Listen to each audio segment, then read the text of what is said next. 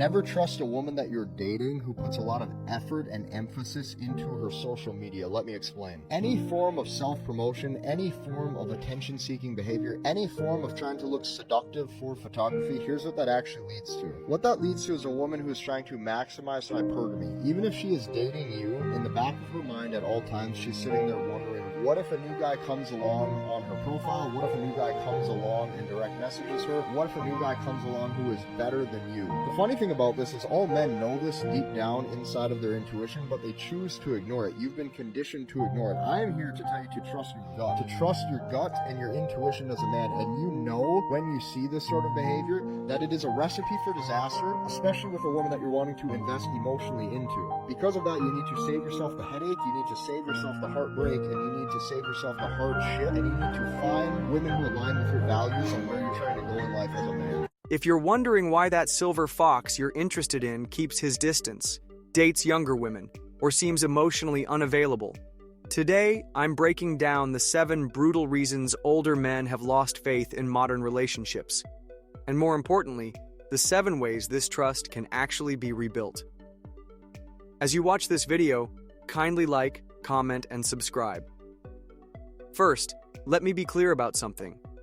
This isn't about bashing women or promoting hatred. This is about understanding why an entire generation of men has essentially gone into relationship retirement, and what it's going to take to bring them back to the table. Reason number 1 hits hardest. They watched respect vanish after commitment. Picture this. A man spends months, maybe years, being the perfect gentleman. He opens doors, pays for dates, shows up consistently. The woman he's courting admires his leadership, appreciates his efforts, and makes him feel like a king. Then comes the wedding day. Almost overnight, everything changes. That sweet appreciation turns into constant criticism. The woman who once said, "I trust your judgment," now questions every decision. The phrase, "I got you, baby," becomes, "You're not doing enough." These men learned that many women perform respect during courtship, but abandon it once they feel secure. The solution? Stay consistent with your honor. Don't be sweet during dating and sour after marriage. If you can't maintain the same energy that attracted, why do older men seem so guarded when it comes to relationships today? Why do they keep their distance, stay emotionally unavailable, and seem hesitant to commit? The answer might shock you. It's not because they're afraid of love or broken beyond repair. It's because they've been through emotional warfare and learned hard lessons that younger men haven't faced yet. What women often call unavailable is actually just intelligent self-preservation. Today, we're diving deep into the 7 core reasons why older men have built walls around their hearts, and more importantly, the 7 ways this dynamic can actually change. But first, let me be clear about something. This isn't about male bashing or female bashing. This is about understanding a pattern that's destroying potential connections between good people. The first reason older men pull back is they've witnessed respect vanish the moment commitment was secured. Picture this scenario. A man spends months or years being the provider, protector, and leader his partner seemed to want. He gave everything he had emotionally and financially. But something strange happened after the wedding rings were exchanged. The woman who once admired his leadership suddenly started questioning every decision. The appreciation turned into entitlement. The partnership became a power struggle. These men learned that some women view commitment as the finish line rather than the starting line. Once they felt secure, the mask came off. The sweet, supportive girlfriend transformed into someone completely different. Now, when older men consider commitment, they remember this pattern. They associate marriage with manipulation and submission with conditions, rather than genuine respect. The second devastating reason involves the family court system.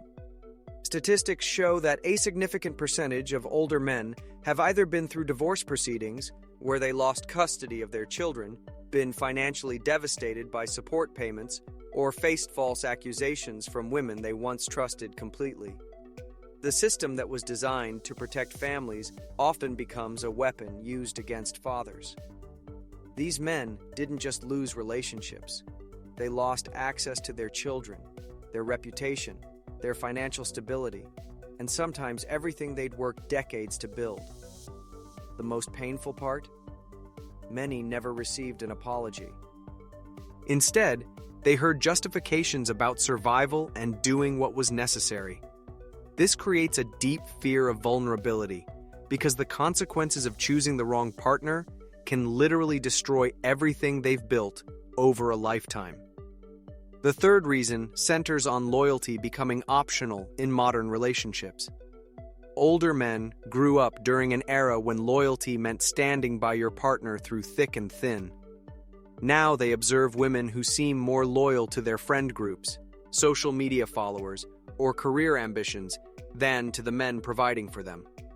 They watch relationships end the moment things become challenging or less exciting. Modern dating culture has taught many people that loyalty is conditional on feelings rather than commitment. When a man needs to focus on his career, faces health challenges, or goes through difficult periods, he often finds himself abandoned. This pattern has made older men extremely cautious about investing emotionally because they've learned that loyalty often expires when leadership or correction is needed. The fourth major issue is how disrespect has been rebranded as empowerment. Older men remember when raising your voice at your partner was considered unacceptable behavior. Now they see this same behavior celebrated as passion or strength. What used to be called belittling is now called independence. Eye-rolling and dismissive attitudes are labeled as boundaries. This cultural shift has created confusion about basic respect in relationships. When women reject the concept of allowing men to lead, men often interpret this as being told they're unsafe or untrustworthy. The result is emotional distance, because nobody wants to be in a relationship where their authority and judgment are constantly challenged under the guise of equality. The fifth reason involves witnessing other men become servants in their own homes. Older men don't just learn from their own experiences. They observe their friends, brothers, and colleagues who've been emotionally neutered by relationships. They see former leaders reduced to walking on eggshells, asking permission for basic decisions, and being treated more like employees than partners. These observations create a powerful deterrent effect. When you watch strong men become weak and passive versions of themselves, you start questioning whether the benefits of relationship are worth the potential costs. Many older men choose solitude specifically to avoid this fate. The sixth factor is being shamed for wanting structure and standards. When older men express preferences about how they want their household run or what kind of partner they're seeking, they're often labeled as controlling, narcissistic, or insecure. Want peace in your home? You're controlling. Don't want to date someone with an extensive romantic history? You're insecure. Try to lead your family? You're a narcissist. This constant labeling has taught older men to stop expressing their needs and standards. Instead of fighting these battles, many simply withdraw from the dating market entirely. They've learned that modern discourse punishes masculine leadership rather than celebrating it. The seventh and perhaps most insidious reason is witnessing submission that turns into manipulation. Some women understand how to perform submission during the courtship phase, but have no intention of living it long term. They say the right words about wanting a leader and being ready for marriage, but behind closed doors, every decision becomes a debate, and every boundary feels like a control issue. Older men have developed the ability to sense this resistance even when the tone remains sweet. They're tired of having to fight for their natural role in their own homes. This leads to skepticism even toward women who seem genuinely submissive because they've experienced the bait and switch before. Now let's talk about how this trust can potentially be rebuilt. The first step involves stopping the weaponization of legal systems. Using courts as punishment tools for relationship disagreements destroys generational trust between genders. The system should provide protection, not revenge mechanisms. Second, women need to choose cooperation over competition. Instead of trying to outlead men, the focus should be on helping them lead more effectively. This requires genuine support rather than constant challenges to authority. Third, accountability must replace defensiveness. When men express why they've lost trust, the response shouldn't be deflection or tears. It should be honest self-reflection and behavioral changes.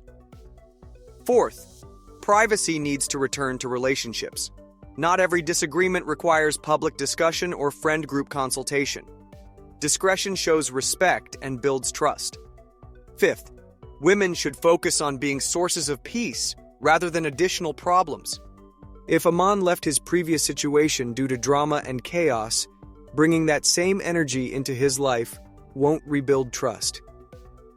Sixth, spiritual alignment matters tremendously. A woman who rejects divine authority in her own life will struggle to accept human authority in relationships. This creates constant tension and resistance. Seventh, practical life management demonstrates readiness for partnership. Having poor credit, chaotic finances, and toxic friendships creates unnecessary stress for potential partners.